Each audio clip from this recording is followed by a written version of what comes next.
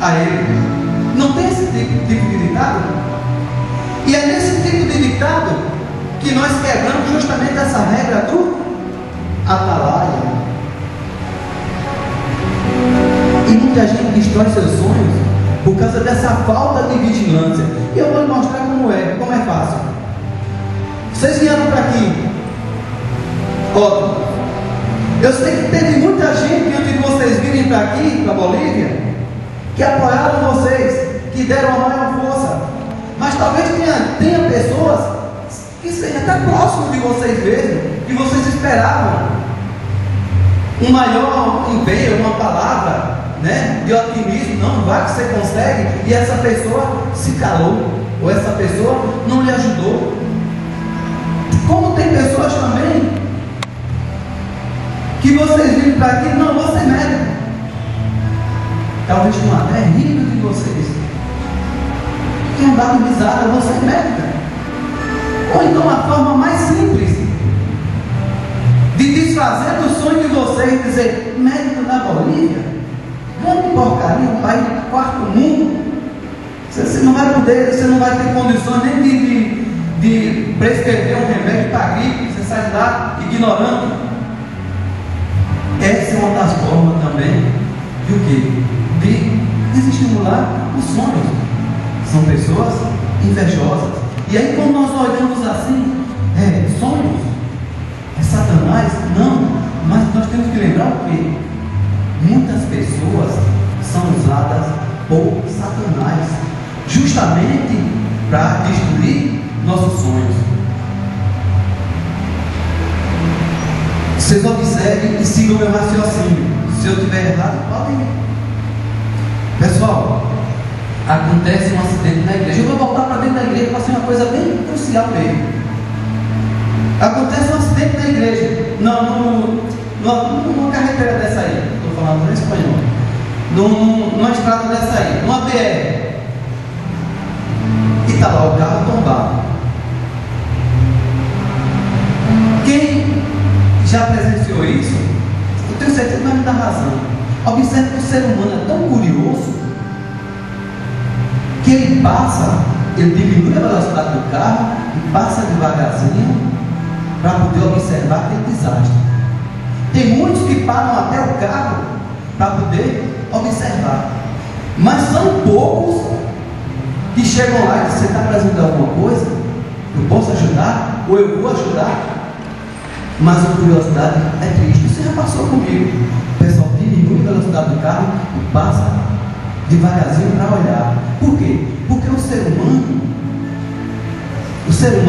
tem a tendência de gostar de quê? De show. De show, de milagre. Dentro da igreja é milagre.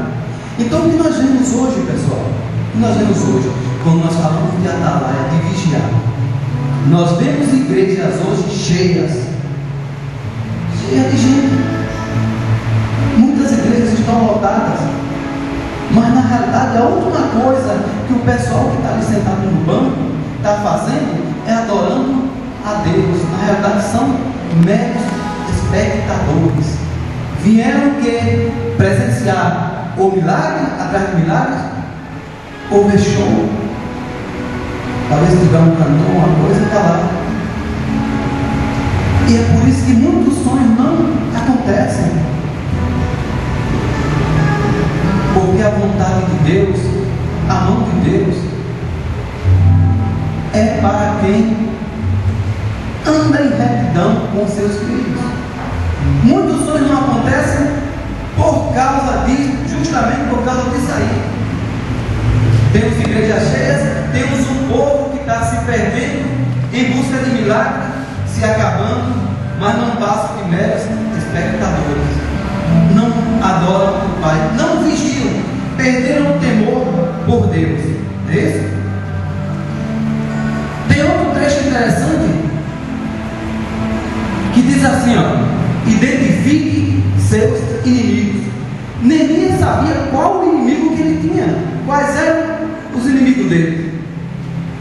Mas você sabe quais são os seus inimigos?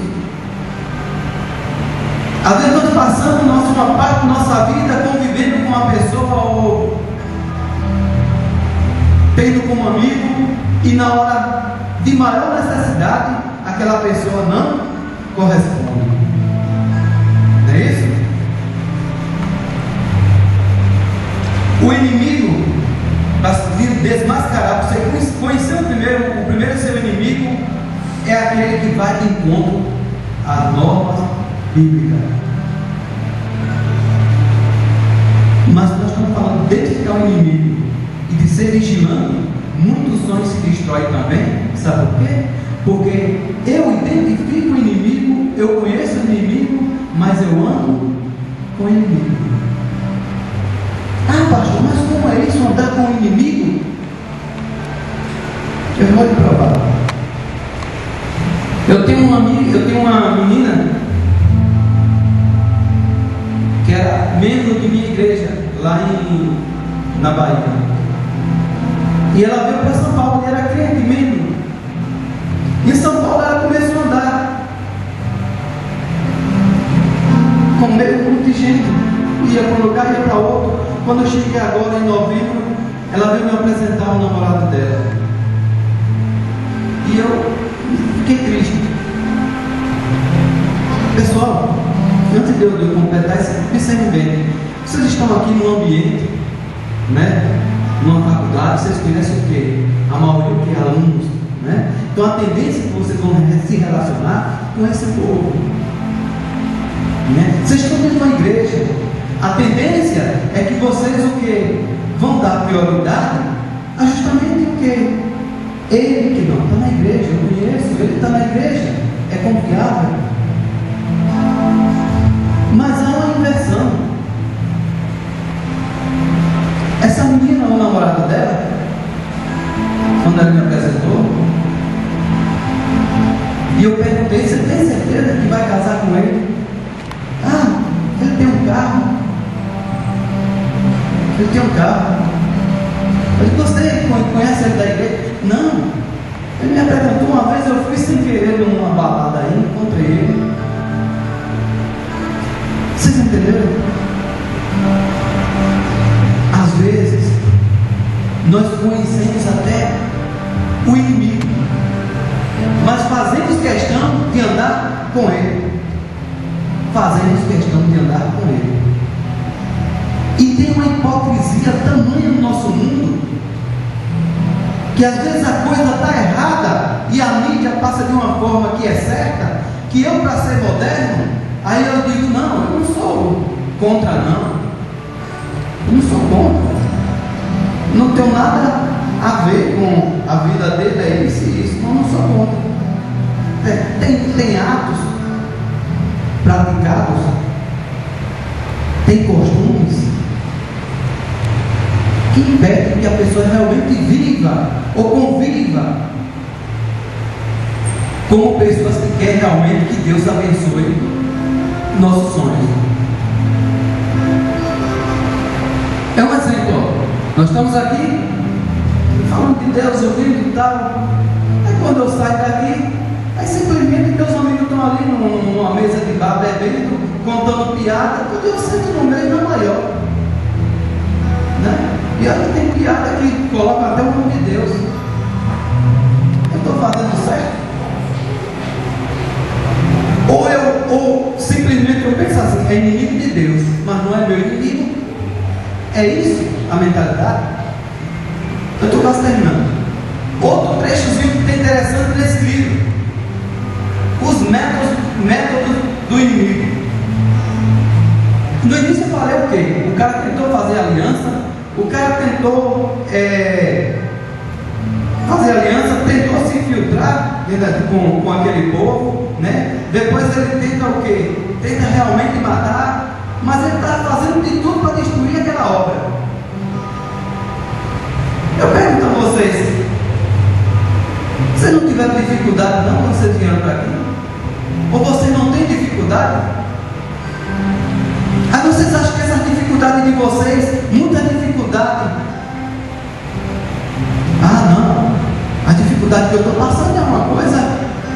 Não, muita dificuldade, muitos problemas são realmente Satanás. Satanás é um ser que ele joga pesado. ele desestimula, ele deixa a pessoa em depressão, é fofoca, é isso, mil e uma coisa.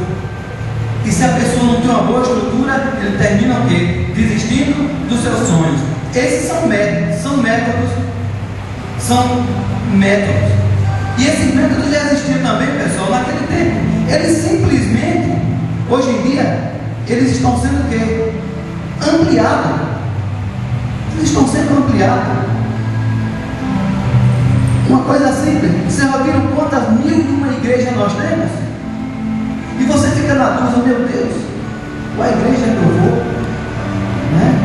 E tem um que ainda fala que aquela igreja não sei o que, aquela igreja, o cara fica assim, o que é que eu faço? São métodos usados por Satanás também. Não é isso? São métodos usados por Satanás. Bem, mas para você não destruir seus sonhos, a primeira coisa que você deve fazer é o quê? Não deixar nunca que sua satisfação pessoal esteja acima da vontade de Deus. Nunca deixe que sua satisfação pessoal, a sua vaidade, esteja acima da vontade de Deus. Qual a sua prioridade aqui? Eu vim estudar. Observe, ó. Muitas pessoas vêm estudar e voltaram, ou estão aqui enrolando a família, mergulhado no mundo da droga. Por quê? Porque a prioridade dele foi invertida. A prioridade era os estudos. Chegou aqui, encontrou drogas, ele mergulha no mundo das drogas. Muitas outras pessoas, a prioridade era o quê? De estudar. Chegou aqui, arranjou um namorado ou uma namorada e se enrolou todo, perdeu em matéria, perdeu isso, perdeu aquilo. Tem gente que voltou até para o Brasil. Por quê? Porque sua prioridade principal ele esqueceu. A prioridade era o namoro. Outras pessoas, é interessante. Outras pessoas chegaram aqui, e dessas que eu conheço até algumas, e chegaram aqui pela facilidade, o real vale 3 vezes mais. Começou a achar que era rico, que podia mais do que, e voltaram. Por quê? Porque a famíliazinha que vivia batalhando, alguém que sustentava não teve condições de sustentar mais seus caprichos, e seu sonho parou pela metade. Esqueceu o seu sonho, o seu objetivo, que era estudar, passar dificuldade, mas chegar lá. Chegou aqui, o sonho foi o quê? A vaidade, as noites, não é isso? E dentro da própria vida você vê outros sonhos. Aqui eu tenho, no livro aqui tem o quê? Esaú. Ele inverte a coisa, a prioridade. A prioridade dele é o quê? É primogênito. Ele era primogênito. Ele troca por um prato de comida. Sansão tinha todo um poder, e ele esquece de tudo, porque ele queria ficar com aquela mulher, com Dalila, não é isso? Então, qual a nossa prioridade? Qual a nossa prioridade aqui? Não podemos o quê? Não podemos desviar de sair. Minha prioridade é estudar, minha prioridade é sair formado da Bolívia, então eu vou sair formado. Nós temos que pensar assim: eu vou sair formado, custo que custar, nada vai me desviar. É isso? Para fechar aqui, pessoal, eu tenho aqui o quê? Estratégia de Neemias para vencer o inimigo. Estratégias. Precisamos de estratégias para realizar nossos sonhos? Precisamos, não é isso? Precisamos, e como precisamos? A primeira estratégia para nós realizar nosso sonho é o quê? Confiar em Deus. Se você não tem confiança em Deus, seu sonho nunca vai ser realizado, porque você não tem fé. Você tem que ter confiança em Deus. A segunda estratégia é justamente o que Neemias também fez: a apresentação de seus problemas a Deus e busca de misericórdia. Porque nós vivemos constantemente pecando, falhando. Esse é um do segundo passo. O terceiro é estar disponível trabalhando a serviço. Tem muita gente que não pega no livro,